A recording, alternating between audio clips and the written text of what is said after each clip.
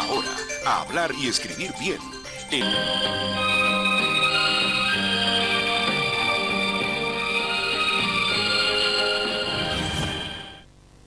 Muy buenas noches tengan todas y todos ustedes, bienvenidas y bienvenidos a una emisión más de Hablemos, Escribamos y Leamos Bien, el programa copatrocinado por Televisión Educativa Nacional Canal 10 y la Universidad Pedagógica Nacional Francisco Morazán. Así que te transmite todos los lunes a las 8 pasado meridianos con una repetición el martes a las 3 de la madrugada. Sigo como el llanero solitario, pero porque mis colegas, jóvenes colegas, todas están con trabajo, de lo que me alegro. Antes unos saludos de rigor. En primer lugar para la buena amiga Tania Salgado y su hija, para Esther Carolina Páez y los suyos en San Pedro Sula, para Ariana Bográn, que está de regreso ya en casa, y particularmente dos buenos amigos. En primer lugar, el doctor César Castellanos, que es homónimo del malogrado exalcalde de Tegucigalpa, pero es también médico, y la niña Camila Fernanda Barrientos en la colonia Kennedy, quien nos ha confesado que ve este programa todos los lunes, no se lo pierde. Vamos a ir al sorteo del Patio de los Círculos, la novela de Jaime Omar que ofrecíamos en el programa anterior, para quien respondiera quién era el autor de aquellos versos que dicen me gustas cuando calles porque estás como ausente, y hubo muchos aciertos. Yo quiero pedirle a Pedrito que me dé un número del 1 al 30, 23, el 23 no tiene nombre, pero tiene un número telefónico que es el 99 97 73 49. Lo muestro para la cámara. Yo lo llamaré o la llamaré, no sé si es varón o es hembra, ahí está. Ella contestó que era Pablo Neruda, esa era la respuesta, por supuesto. Y yo le llamaré para decirle dónde puede recoger el Patio de los Círculos de Jaime Omar. Y en esta noche quiero recomendarles el participar, porque tenemos una pregunta sencilla, pero tenemos dos buenos premios. Uno, para quien responda a la pregunta, y el otro, para todos los mensajitos que nos lleguen en este programa de los lunes. Vean ustedes la pregunta de esta noche. ¿En qué libro se refiere el escritor Augusto Monterroso a su nacimiento y niñez en Tegucigalpa? ¿En qué libro? Hay que recordar que Augusto Monterroso nació en Tegucigalpa en 1921, luego se trasladó a Guatemala, donde se va a naturalizar guatemalteco. Luego irá al exilio por razones políticas y volverá a radicar en México, donde lo conocimos, tuvimos el placer de concederle, otorgarle un doctorado honoris causa en letras, y lamentablemente no lo pudimos traer al país porque falleció en 1 o 2 años después. Pero hay un libro que él escribió, el que se refiere a lo caudaloso del río, que eso es lo primero que recuerda, por supuesto, el Choluteca, cuando todavía no era la simple quebrada que es hoy. El premio para esa pregunta es el libro que tienen a la izquierda, que es Historia del Arte. Son casi 650 páginas que le permiten a usted conocer cómo evolucionarte desde épocas prehistóricas y hasta la actualidad. Es un libro de José Manuel Lozano. Ese es el premio para quien responda cuál es el título de la obra de Monterroso.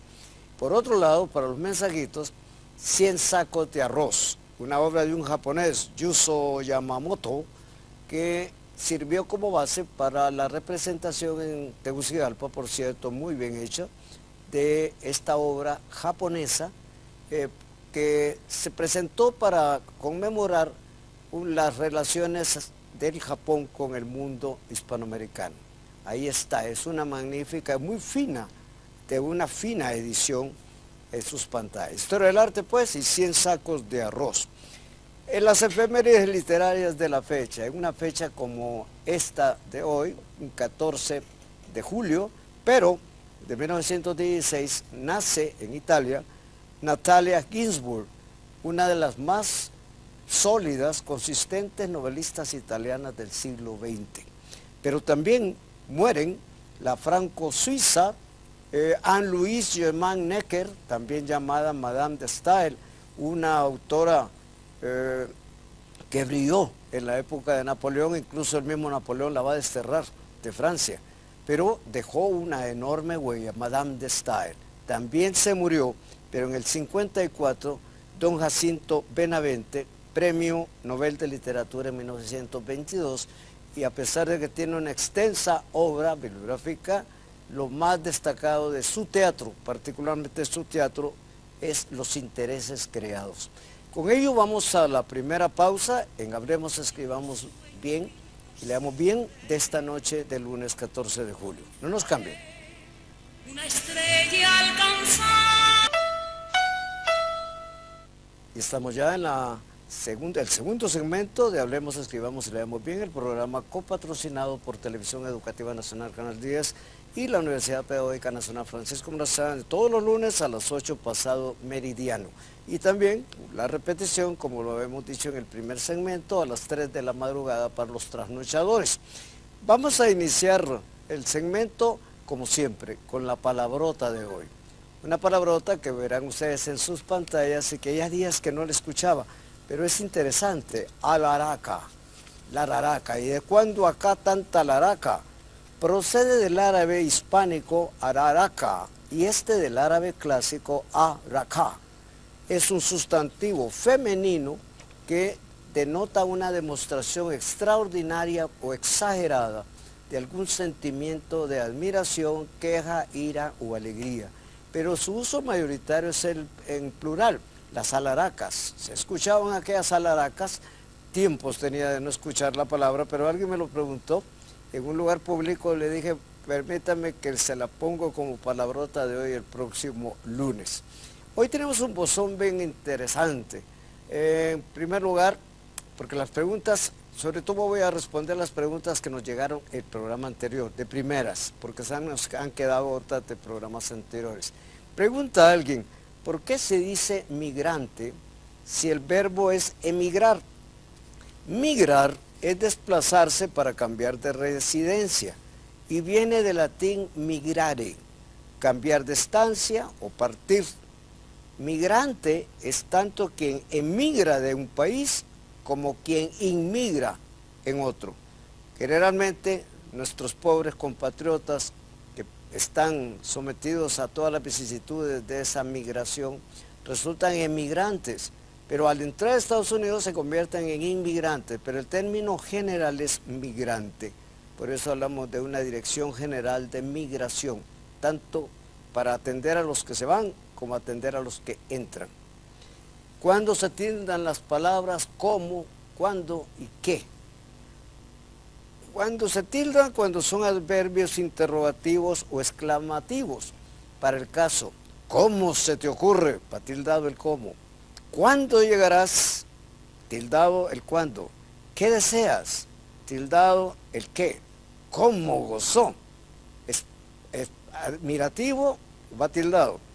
¿Cuándo fuimos a perder? Está tildado el cuándo. ¡Qué idiotez! También va tildado. Es decir, cuando son adverbios interrogativos, admirativos, exclamativos, se tildan. Pregunta a alguien en función de una observación que hicimos en el programa de la vez pasada. ¿Es medievo o es medioevo? Para referirse a la Edad Media, son igualmente aceptables. Sin embargo, el adjetivo predominante en el español de hoy es medieval, medievalismo, inclusive los derivados. Pero, repito que ambos son aceptables desde el punto de vista lingüístico, medievo o medioevo. Una pregunta más, ¿se trata de huellas digitales o huellas dactilares? Son sinónimos también y tienen la misma etimología, viene del latín, que significaba tanto digital como dactilar, de los dedos o relacionado con los dedos. Hay un departamento de dactiloscopía en una de las dependencias de investigación criminal. No se llama departamento de digitalización, sino que es el dactiloscopía, donde se extienden, se revisan las huellas digitales o dactilares. Y vamos a una pregunta más en este su programa de los lunes. ¿Es me voy a bañar al mar o voy a bañar al mar? El verbo es pronominal y el uso apropiado es el primero. O voy a bañarme, que viene a resultar lo mismo que decir me voy a bañar al mar. Y aunque usted pueda bañar al niño, no puede bañar al mar, no es tan fácil. De modo pues que la expresión apropiada es precisamente me voy a bañar al mar o voy a bañarme al mar. Pregunta otro televidente curioso, ¿son sinónimos lívido y libido? Por una parte, el primero es un adjetivo que significa amoratado o intensamente pálido. Básicamente amoratado, como los cadáveres, por ejemplo, son lívidos. Pero también lo otro, lo intensamente pálido. El segundo es un sustantivo que significa deseo sexual.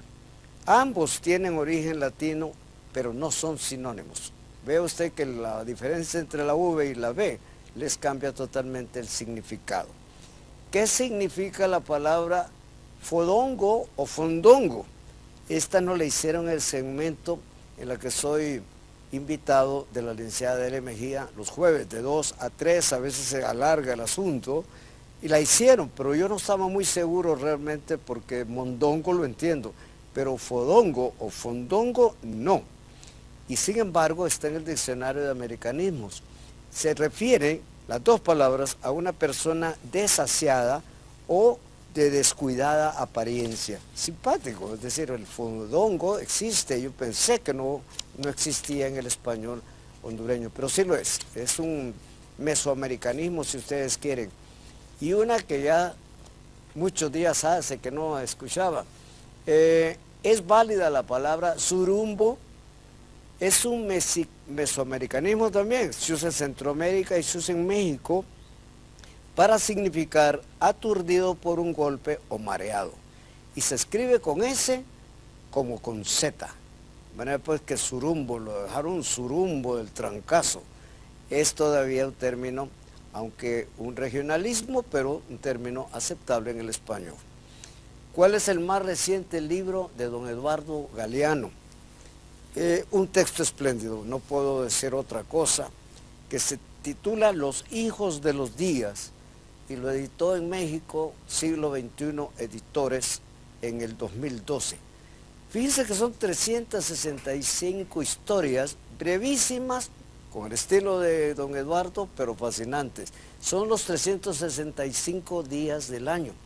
Y se titula Los hijos de los días, porque precisamente así se autollamaban los mayas, que manejaron un calendario similar al nuestro y quizá mucho más exacto. Y esta otra no puede faltar, siempre aparece en Hablemos, Escribamos y Leamos Bien. Es licuo o licúo. El modelo de la conjugación es averiguar y el uso oculto es licuo. Es decir, si yo averiguo, yo licuo. Sin embargo, el uso predominante hoy es conjugarlo como actuar. Licúo, licúas, licúan. Con este verbo sucede como con adecuar, que el término oculto es yo adecuo, pero cada vez más el uso generalizado es yo adecuo. Y lo hemos dicho en este programa muchas veces, la lengua no es de quien la legisla, la lengua es de quien la usa. Estoy interesada en el fenómeno del voceo. ¿Hay una fuente de información reciente sobre el tema? Un consejo, entre usted en www.elcastellano.org, lo repito, métase en www.elcastellano.org y busque el voceo en la historia de la lengua de hoy de la señora N.B. Caricaburu. Vamos a ir a una pausa, pero antes quiero recordarles los premios, la pregunta de esta noche y los premios, sobre todo ese premio mayor que es la historia del arte. ¿En qué libro se refiere el escritor Augusto Monterroso a su nacimiento y niñez en Tegucigalpa? Se llevan, quienes respondan a la pregunta, se llevan Historia del Arte, el libro que tienen ustedes en la izquierda de sus pantallas, y se llevan 100 sacos de arroz, todos los mensajitos. Vamos a sortearlo entre todos los mensajitos. Vamos a una segunda pausa, no nos cambien, que regresaremos en unos segundos. Por un noble ideal. Continuamos ya en el tercer segmento de Hablemos, Escribamos y Leamos Bien, el programa coauspiciado por Televisión Educativa Nacional Canal 10 y la Universidad Pedagógica Nacional Francisco Morazán, que está cumpliendo en diciembre sus primeros 25 años desde la conversión de la Escuela Superior del Profesorado en lo que somos hoy. Pero el continuum es permanente. ¿Por qué las academias, pregunta un televidente o una televidente, no lo sé, prohíben tildar el adverbio solo ahora? La verdad es que las academias no prohíben nada, solo recomiendan no tildarlo, pero usted decide. A mí me cuesta mucho mantenerme dentro de la recomendación, porque toda mi vida tildé solo cuando equivale a solamente. Pero dado que la academia dicen que no es necesario porque el contexto lo aclara todo, opto por la salida fácil, por escribir toda la palabra, solamente. Pero repito, las academias no han prohibido tildarlo, solo recomiendan no hacerlo, únicamente. ¿Debo tildar etcétera al final de una pregunta o basta el cierre de interrogación? El punto abreviativo es siempre obligatorio. ¿Te gustan los mariscos como el camarón, el calamar, el pulpo, coma, etcétera? Y va el cierre de la abreviatura. Después viene el signo de interrogación. Aquí hay una pregunta más y esta no la hemos respondido varias veces. Dice, cuando nos referimos al momento de una ceremonia, ¿es 0800 AM u 8 AM? Las 8 AM, antemeridiano, son equivalentes a las 0800 horas, o simplemente las 08.00H, sin punto, porque la H no es símbolo, porque es un símbolo precisamente. No confundir lo uno con el otro, como en textos que dicen 04 de julio en lugar de 4 de julio a secas. Repito pues que esa es la norma. ¿Cómo diferenciar? Y esto sí es la pregunta que ando cargando siempre. ¿Cómo diferenciar abocar con B y abocar con V? Significan hechos distintos. Abocar es convocar, remitir en el español hondureño. Abóquese con su superintendente. Están todos abocados a una reunión de consulta. Pero abocar con V es un término jurídico y significa el que un tribunal de alzada atienda un caso que pertenece a un tribunal menor. Le pongo un ejemplo. El Pleno de la Corte abocó con V un proceso de un juzgado de letras. El Pleno es más, una instancia más elevada que el juzgado, pero entonces lo que ha hecho el Pleno de la Corte es abocar el caso. Esta otra, ¿qué significa el término bis? Bis viene del latín bis, significa dos veces, y es la repetición de un texto musical a petición del público en un concierto o recital. Eso es lo que significa. Gustó mucho para el caso del aria en la opereta o en la ópera y el público reclama un bis. Quieren escuchar nuevamente la interpretación. Me encantó, y muchísimas gracias por el comentario, me encantó la Oda a la Alegría de Beethoven basada en un poema de Federico Schiller. ¿Dónde puedo hallar joyas como esas? Vean, búsquelas en YouTube, Broadcast Yourself, perdónenme el inglés, pero es que así es. En esa fuente hallará tantas gemas como desperdicio también. Para el cuarto segmento de hoy tengo una lindura, precisamente traída desde ese servidor útil, porque les diré que la tecnología, la red, el internet, son fuentes de información fantásticas, es decir, a mí a veces me parece ciencia ficción, pero hay un enorme desperdicio, sobre todo de los muchachos, la juventud, que se meten en las redes sociales y desaprovechan las posibilidades informativas que tiene internet. Vamos a una interrogante más, a una inquietud más de nuestros televidentes. ¿Por qué no se tilda los infinitos verbales huir, ir, dar, ver, ser, fluir, etcétera? Simplemente porque son monosílabos y escapan a las reglas de acentuación ortográfica. Por esa razón, no implican, como el caso de yo sé, de saber, y sé tú, de ser, que van tildadas las dos. Pero en estos casos, ¿para qué tildarlas? Si no hay ambigüedad alguna, huir es huir, ir, dar, ver, ser, fluir. ¿Cuántas letras tiene la palabra calle? Es cierto que ya no existe la letra EY. La verdad es que la EY nunca ha sido letra del español, ni la che tampoco. Son dígrafos, es decir, son conjuntos de dos signos que representan un sonido o fonema. La palabra tiene 5 letras: C, A, L, L, E. 5 letras. Repito que eso de que las academias acabaron con la che y con la EY es un contrasentido. Lo que ocurre es que en el pasado, el siglo pasado, la Real Academia cometió el grave error de separar los dígrafos estos, la che y la EY, como si fueran letras en el diccionario. Hoy han vuelto a casa, es decir, la che la encuentra usted dentro del apartado de la C, en orden alfabético, y la EY lo encuentra en el apartado de la L en orden alfabético. Una buena pregunta, ¿pueden hablarnos un poco del escritor nicaragüense Sergio Ramírez? Pues yo le diré con toda la franqueza del mundo que don Sergio, nacido en agosto del 42 en Mazatepe, Nicaragua, es actualmente, supongo, creo, el mejor narrador centroamericano. Tiene una larga trayectoria. Incluso en un momento dado militó en la política vernácula de Nicaragua, pues recuerden que participó en la revolución sandinista contra los Somoza y fue vicepresidente de la República de Nicaragua durante un periodo.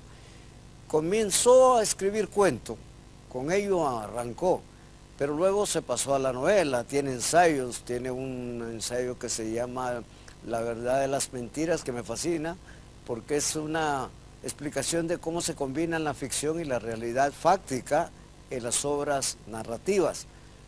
Sus obras más conocidas: Castigo Divino, Sombras nada más, El cielo llora por mí, estoy hablando de las más recientes, Margarita está linda la mar, y una obra que le presentamos nosotros, tuve ese honor de presentarle en Tegucigalpa con un par de colegas, La fugitiva, una novela basada en la historia de una intelectual costarricense que tuvo que emigrar, fíjense bien el término, porque era incomprendida en su país.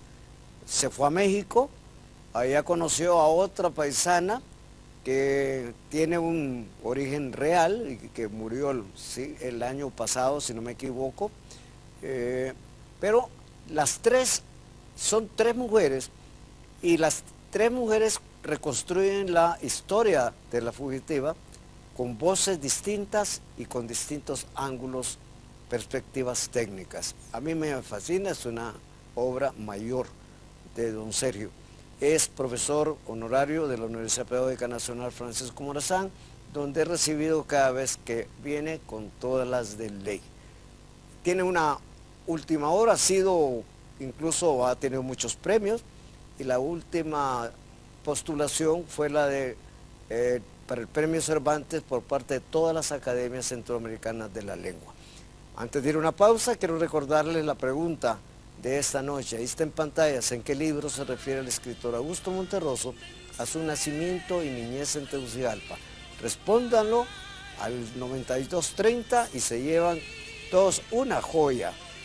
La respuesta les permite llevarse Historia del Arte, y todos los mensajitos participarán en 100 sacos de arroz, una obra que recrea las relaciones entre Japón y el mundo hispano. No nos cambien, regresaremos en el cuarto segmento.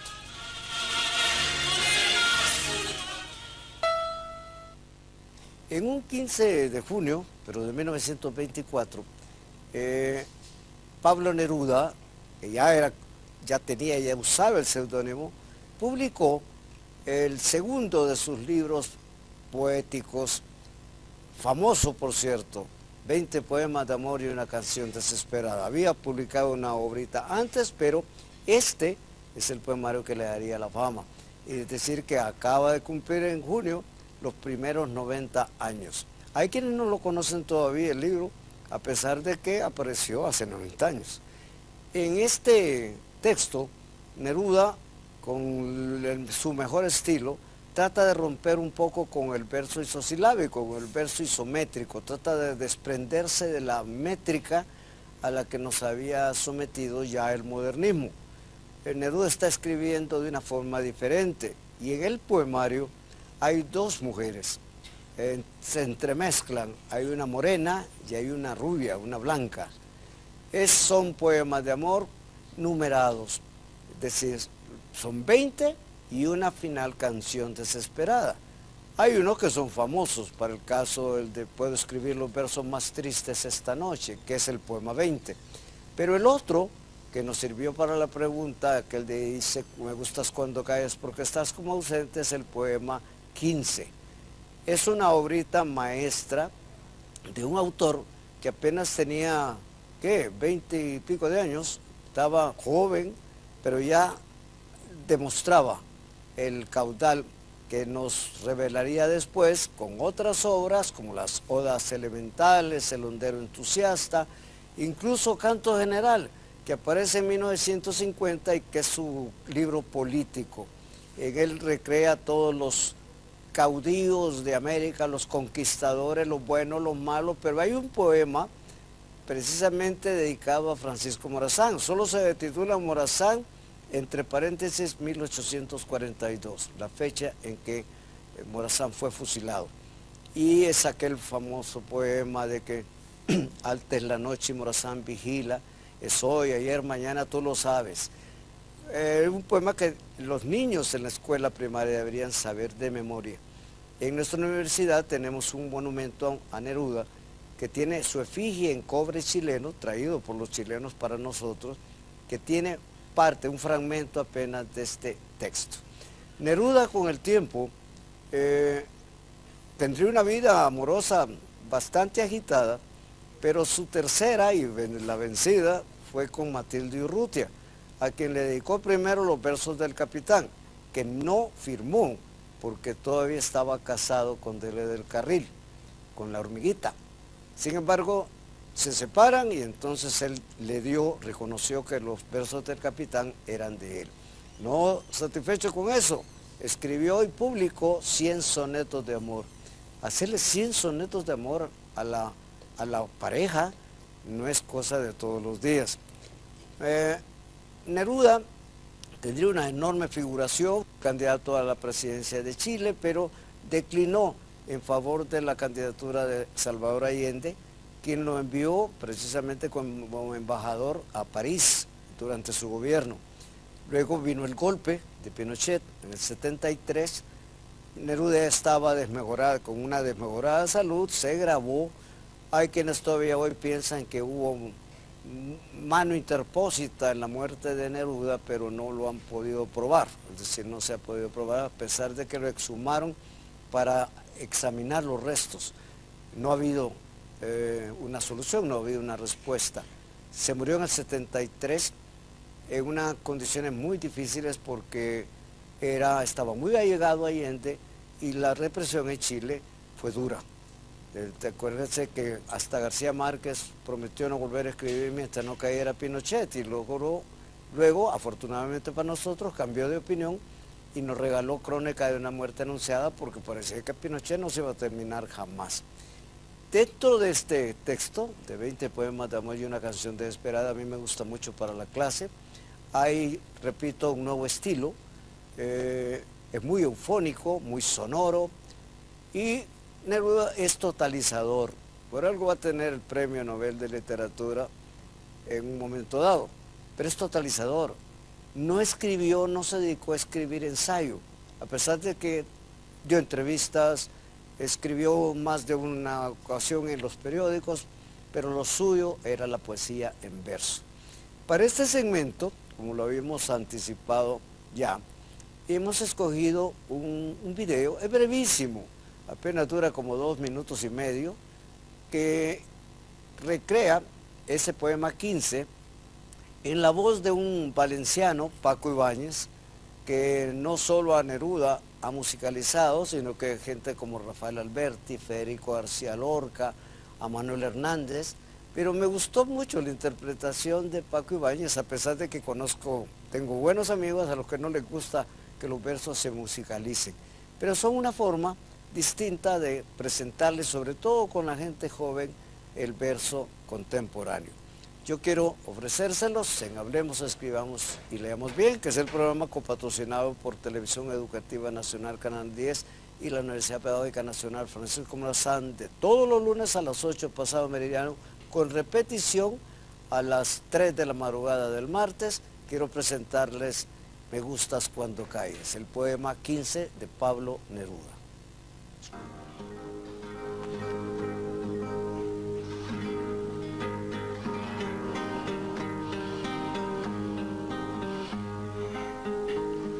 Me gustas cuando callas, porque estás como ausente y me oyes desde lejos y mi voz no te toca. Parece que los ojos se te hubieran volado y parece que un beso te cerrará la boca. Como todas las cosas están llenas de mi alma, emerge de las cosas llena del alma mía. Mariposa de sueño, te pareces a mi alma y te pareces a la palabra melancolía.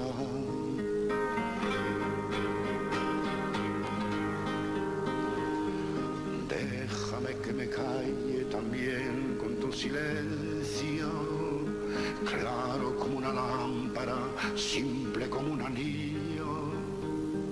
Eres como la noche, callada y constelada, tu silencio es de estrella, tan lejano y sencillo.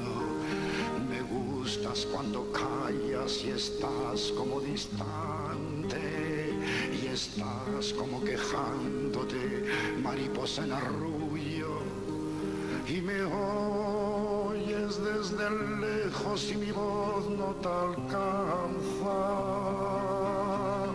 Déjame que me calle con el silencio tuyo.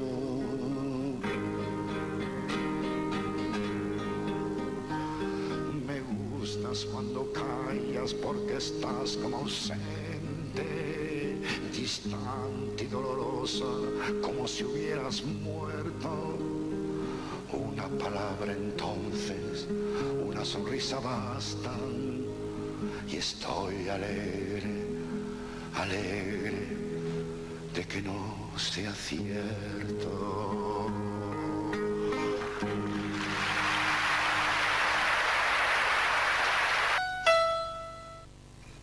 Como quien no quiere el asunto, estamos ya en el último segmento de Hablemos, Escribamos y Leamos Bien, el programa de todos los lunes a las 8 pasado meridiano, con repetición a las 3 de la madrugada del martes y coauspiciado por Televisión Educativa Nacional Canal 10, la Universidad Pedagógica Nacional Francisco Morazán. Por última vez, quiero recordarles la pregunta de esta noche y además el premio. El premio, aquí está la pregunta. ¿En qué libro se refiere el escritor Augusto Monterroso a su nacimiento y niñez en Tegucigalpa? Los mensajitos del 9230. Con la respuesta les permitirán llevarse esa joyita que está en sus pantallas a la izquierda. La historia del arte. Casi 650 páginas de recuento histórico de la evolución artística a nivel universal.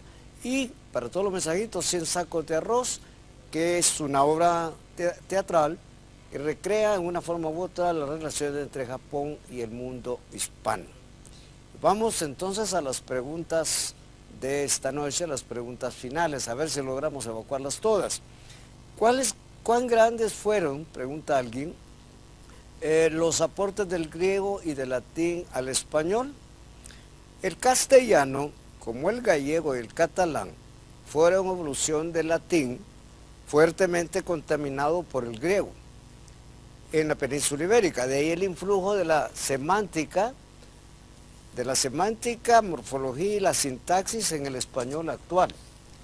Somos herederos de esas culturas magníficas, de manera pues que hay una infinidad de aportes que tendríamos que examinar. En cualquier caso, la pregunta está interesante, la respuesta esperamos haya sido de su satisfacción. ¿Podrían regalarme 5 infinitos verbales que no tengan y? Ya lo hemos dicho antes. Ir, por ejemplo, caer, incluir, nuevamente caer y haber. Querer tampoco lleva la y.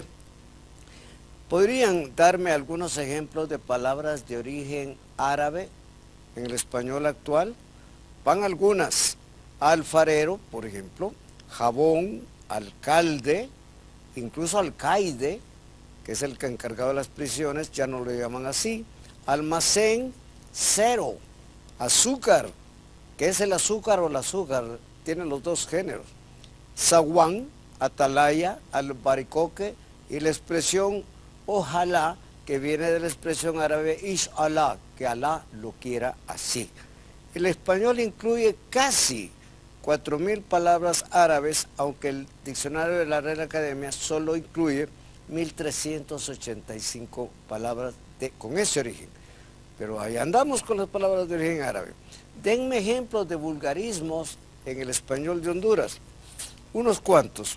Anteojos, por ejemplo, toalla, con U, en vez de ser con U. Vesícula, estoy más de la vesícula. Hubieron clases por hubo clases, porque el verbo es impersonal.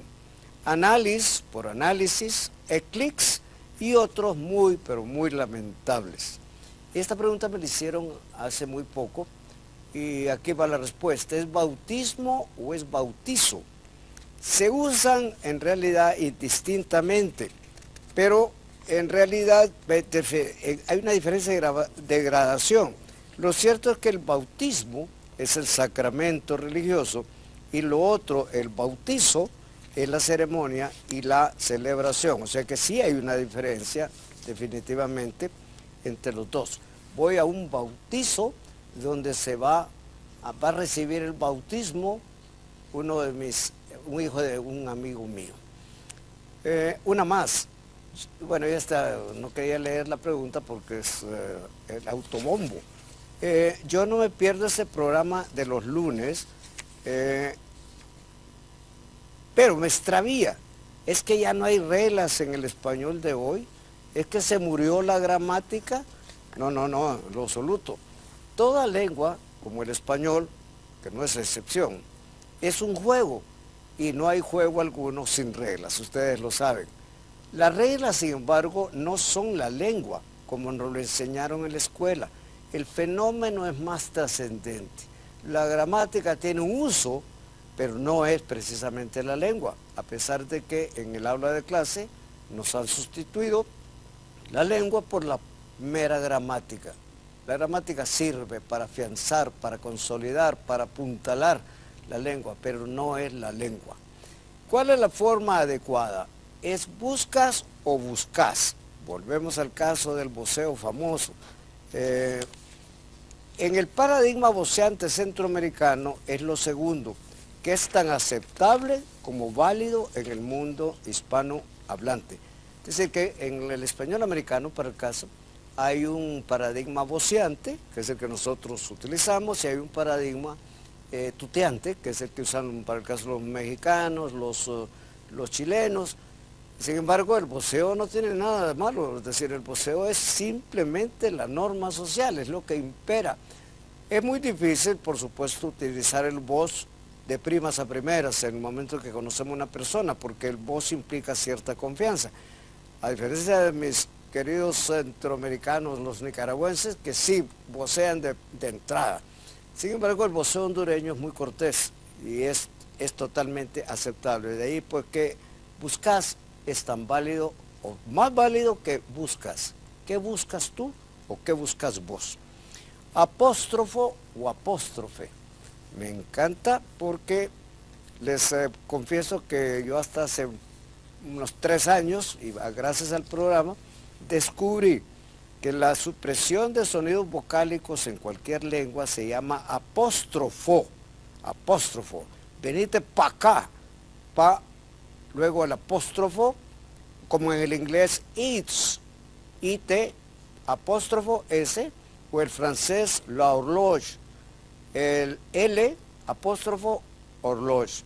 Lo otro, el apóstrofe, es una figura retórica en la oratoria clásica. Es una imprecación ofensiva en medio de un discurso.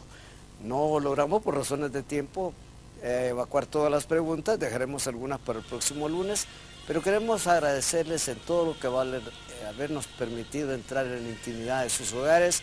Pregunten lo que quieran cuando me encuentren en las calles y los esperamos el próximo lunes. Muy buenas noches tengan todas y todos.